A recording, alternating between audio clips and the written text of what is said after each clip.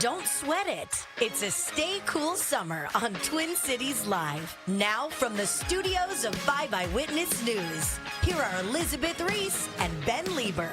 Hey everybody, welcome to Twin Cities Live on this Friday. Yes, we have been talking about it all week. Elizabeth Reese and I were like, boy, this week, even on Tuesday, like this is already a long week. Sometimes and here we are. Yeah, you get like a dragger of a week. It wasn't like necessarily so exhausting. Yeah. It's just like it continued on. It kept going. But here we are on Friday. You know what I think we can blame it on? We've been blaming the old song, Blame It on the Rain. Blame it on the rain. It's not the rain. No. It's the smoke. It's the smoke. Everything this whole week, if it's not going your way, blame it on the smoke. Oh, Canada. I know. Oh, Canada. I know. My goodness. Well, you know what? We're gearing up for the Minnesota State Fair. T-minus 20 days, people. Ben and I were out at the KSTP building on the corner of Carnes and Chambers shooting a promo for your pleasure. Coming up during this show, though, Charlie Torgerson is making grilled peaches. So he's here for our 12 Days of Grilling series, which is just so delicious and so fun. But we're going to get to try his new State Fair food. I was just talking to him outside. No, I'm sure you were. Boy, I mean, I tell you what, one of these days we have to go through the list and the weights and the numbers of all the things that he goes through. Oh, yeah. Not only to get ready for the fair, because I Right. think he says he starts in 2 Sundays from now. He starts prepping and cooking. Starts smoking. Starts smoking on Sunday, fair opens on Thursday. So he's there all those few days beforehand, smoking almost 24/7. Boy. And then the fair opens, and then they have to do it all over again for the next 12 days. They just keep going. See, that kind of smoke is good.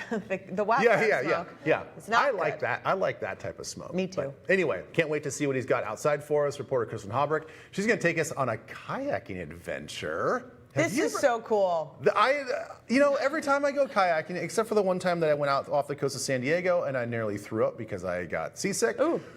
Every other time, always fun. Always fun. And I will just tell you right now, as a disclaimer, because that is not the Pacific Ocean, if you get a little motion sick, don't do that little tour where you go off the coast of La Jolla and go see the kelp farms. Oh. You go see the kelp farms that are, it feels like you're on an oil slick.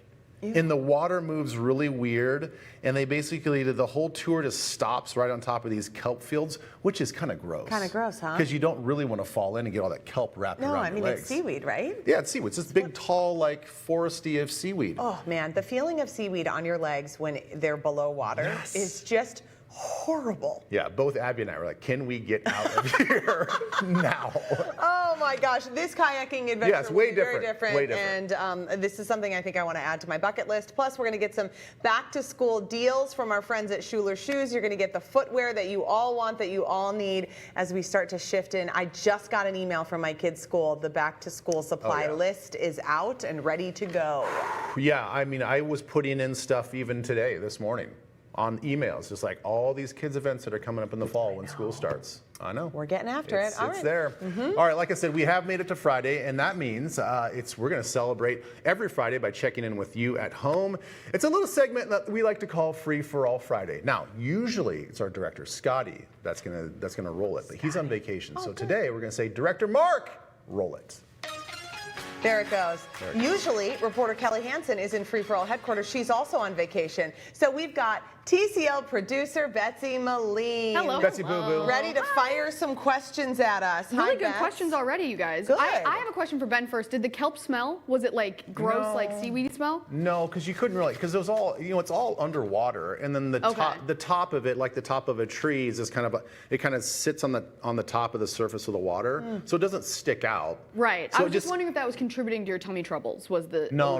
It's like the tour stopped paddling, and he was like giving us this whole like spiel on like why it's so important for the ocean to have these and yada yada, and all the animals that live there and use it as protection. And the whole time you're just kind of like bobbing in the water like this. gosh. Yeah. It's like, we need to get out of here. This is not good. It's like a slow, floaty ride at the fair or at, any sort of amusement park. Slow and floaty is the death of you. Oh, my gosh. Oh, Yes, yeah. bad. That's like when you lay in bed that night and you can still feel it, you know? Ugh. That's no good. Kelsey asks, have you ever been to a circus? We were just talking about circus performers here. Oh my gosh. There were circus performers on Minnesota Live this morning. I think when I was a kid, you know, I sort of, at this point in my life, I'm a little conflicted about circi. Thank you. Thanks, Betsy. Thanks for the laugh. There, I don't know. I like them when they involve people performing. I don't really like it when it involves animals performing would be sort of my vibe on it, but you know, that's just me. Yeah, I'm the same. I don't think I've ever actually been to a circus. I don't think I've ever walked into like a big top situation. That's kind of creepy, isn't it? Yeah, kind of. In a weird situation. If that was in my dreams, I would wake up. It'd be a nightmare. Okay, next question. So no, the question is no. I've never been. That's shocking that neither of you have done Cirque du Soleil. No. Neither of you have never like been to Vegas and got a wild hair? No, but it's funny that you bring that up because Jay just said, he's like, I really want to go to Vegas. He wants us to go to Vegas. I said, if we can go see a show or go see some concert at the Sphere, then I will go.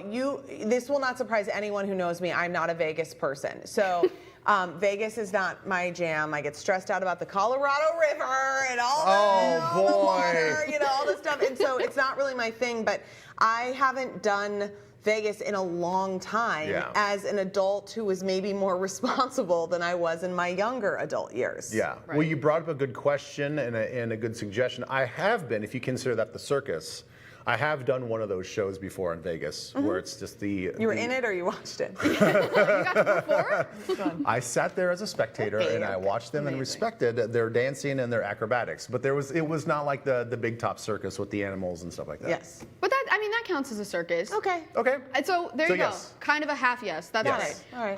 People want to know if there's a state fair food you're looking forward to, maybe a new fair food you're looking forward to this year. Boy, yeah, I'm looking forward to all the things. Yeah. I did say today when we were shooting that promo, how great would it be if we could get a pickle dog right now? It's true.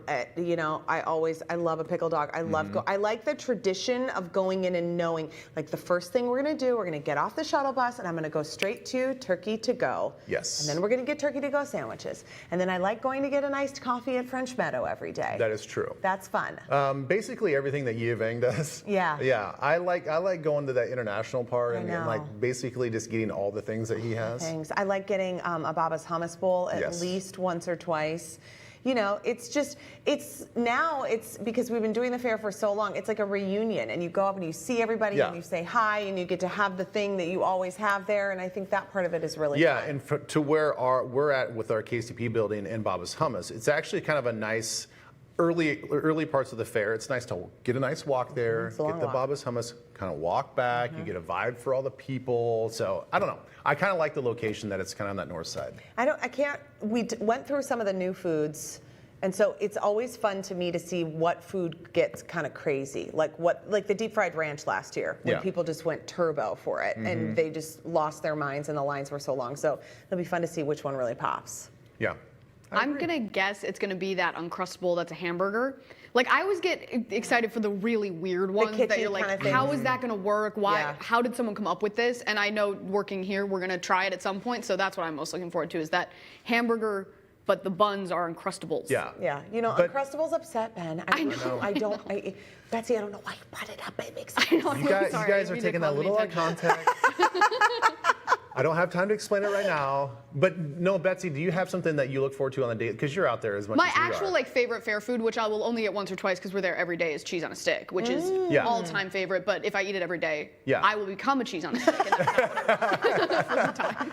And I do love the little gluten-free stand. It's just every time I walk by, the line is like 30 people long. They need to add a couple. This is why they need to add 2 more days to the fair. Should I? No. Okay. Next question comes from Okay. Linda. And this is a great question about eating. When you eat the food on the set, is it hard for you to go home and then want to eat dinner? Because we do end at 4:30. Yeah, there are quite a few days when I don't do very much dinner because it's just I've eaten stuff on the sometimes we'll have food like 5 segments out of the show. Ben grabs something for the road and then is eating it on the way. I feel so bad for you that your body reacts like that. I don't, I eat a lot at breakfast, so I'm kind of a lighter dinner person anyway, because I mean, the amount that I eat for breakfast, like you would never be able to eat what I eat for breakfast. I eat so much breakfast. It's insane. It's giant. It's so much food. But I like to really hit it hard at the beginning of the day, and then because then towards the end of the day, it's fine, whatever. Yeah, and I typically don't eat a lunch, and so then by the time the show comes around, you're hungry. Then I'm I'm hungry. So yeah, I can eat whatever is presented in front of me on the show. I can take my TV bites, then take more bites during the break, and then take it home and eat in the car, and then have a full dinner. I know, but it's competitive around here, you guys. I mean, you think that we're just lollygagging around eating food. I mean, the food goes fast. The crew gets it. People, I mean, if you want something, Betsy, you got to name it. I got to say, Betsy, please put a name on that. Yeah, you get it right on there. It's for me.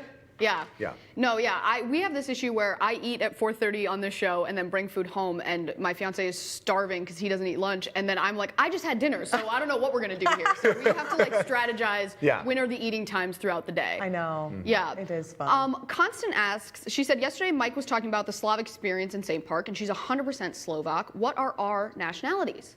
Oh, gosh. I know, kind of an interesting one. Well, you know, I just got my ancestry report from that, my genetics testing that I did. There you go. You can check my social media if you're interested. It's a no cost. It's really cool. You really get a lot of great information. But I learned, so not surprisingly, Northeastern, Southeastern European. So that's the majority. Yeah. But then a teeny bit Finnish and a teeny bit, oh gosh, island, Italy, Sardinian.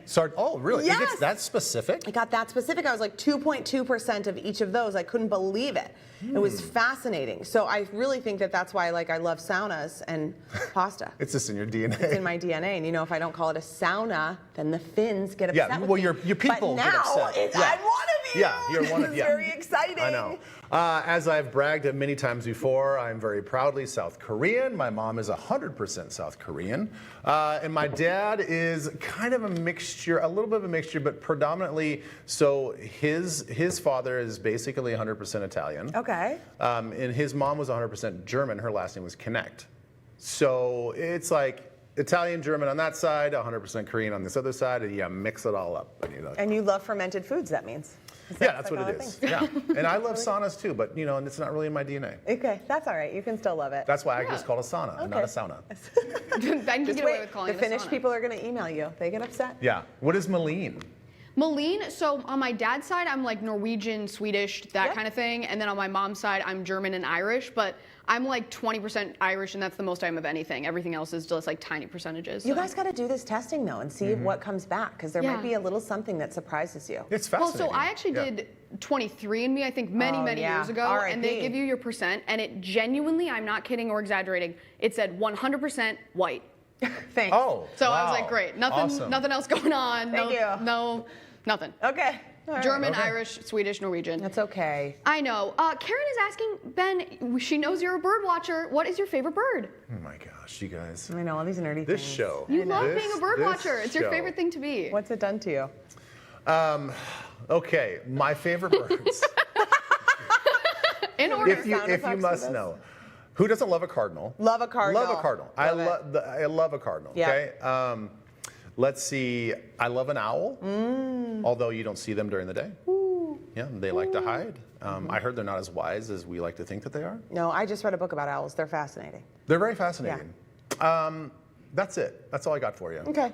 Good question. Yeah. You got one more, Betsy? Great birds. We've got a minute. Well, this actually works because I am afraid of birds. Fun fact. And Debbie asks, what are your fears? Heights, snakes, the dark, etc.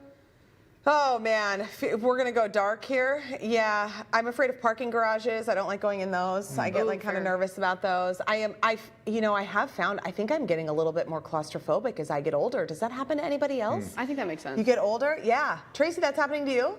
I mean, I was sitting in kind of a warm, we were in a cabin and it was warm in the cabin because there were so many bugs outside, so we moved our food inside. And I was sitting on a three and I was in the middle, and I was in between like my good friend and my husband, and I was like, I gotta get out of here. I gotta get out of here. I just started to go, I gotta get out of here. Isn't that interesting? It is interesting. I wonder what that's from. Me too. I'm racking my. I really don't like. I don't love heights. I'm okay with them, but I don't love heights. Green Bay Packers, you afraid of them? Green and yellow, green and gold. I don't like it at all. I don't know. It's kind of like the usual suspects. If there was a snake here, I would avoid it. Does it like give me the creeps? Not really. I don't know if I have like really strong phobias. If you came upon a snake, though, Like not our friend Emily bringing one in. If you were just walking. Depends on what kind of snake it is. Yeah. If I'm walking down the street and I see a giant boa constrictor, I'm hightailing it the other way. If I see a garter snake, I'm just like, yeah, get out of here. See you later. Yeah, see you later. I don't know. Betsy, what do you got? I'm afraid of birds. I don't like birds. Oh, yeah, that's right. I know. I want to break you of this. I want you to come over. I wish I did. I like them from afar. When they're up in the sky, they're so beautiful. But when they're doing that thing where they walk and then flap and then walk, I don't like it. So if you came over and I handed you a chicken, it would not go that well? They fly or no? Up to 4 feet. Ew, I don't like that. If they were just walking around, I'd be fine. Okay. She's also afraid of coffee, which that's a whole other That's thing. not a fear, but I don't like it. No. We love everything about you except for everything that. else, yes. I'm sorry. Betsy, All right, thanks, great Betsy. job. Thank you so everybody much. at home. Okay, after the break, we're going to zip outside. We're going to show you a delicious side dish. You can make it on the grill. It combines sweet and savory. It only takes a few simple ingredients, one of which is like kapow in season right now. So stay with us. Twin Cities Live's host chat is presented by Schuler Shoes, where happy feet means happy life. Step in today.